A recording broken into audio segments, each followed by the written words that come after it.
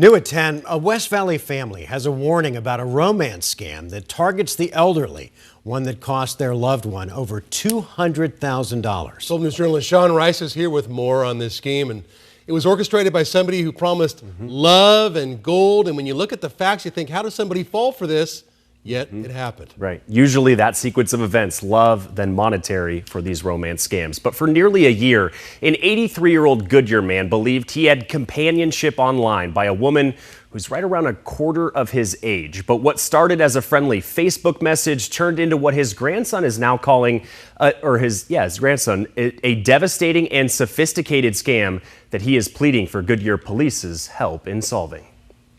They played on the emotions of an elderly man that is lonely. It's how most modern-day romance schemes play out. A younger woman represents herself as real, sending a doctored driver's license picture and a fake passport to a man whose longtime wife passed away last year. Started asking for money for little things here and there, living expenses, things like that.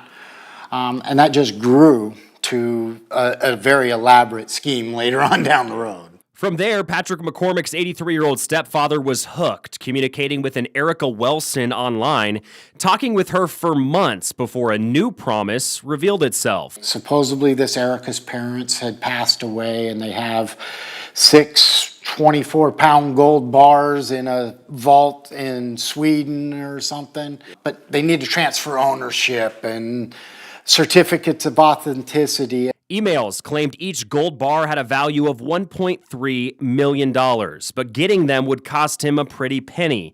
Patrick's stepfather cut cashier's checks over a 2-month period last fall of $8 grand, $7 grand, nearly $44,000 to what his family believes are fraudulent businesses. It's a Brazi Shipping and Logistics that is out of Charlotte, North Carolina. When you pull up their website, address matches, but it's actually a physical residence. A company called LG Global LLC, which is based out of San Francisco. When I pulled up that address, it is a 3-story apartment complex, or apartment building. The money sent has drained his checking and savings accounts. He's maxed out every credit card he owns.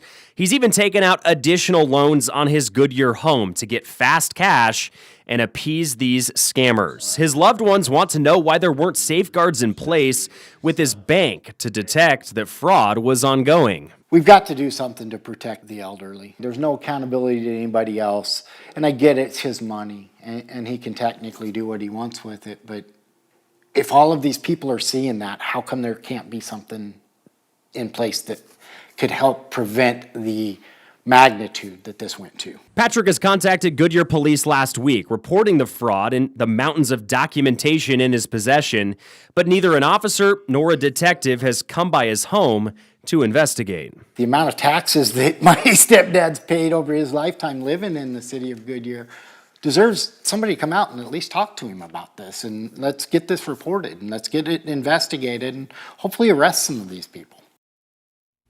And this afternoon, I reached out to Goodyear Police to ask if an investigation has begun. Again, he reached out. We want to know if there is an investigation. A spokesperson said they were not able to provide information on Patrick's report. Now, their financial crimes detectives have been at work. They did just bust a person who is believed to have been stolen over $1.6 million from a different elderly resident, also in Goodyear, last year. Patrick is hoping that police department can do the same for he and his family.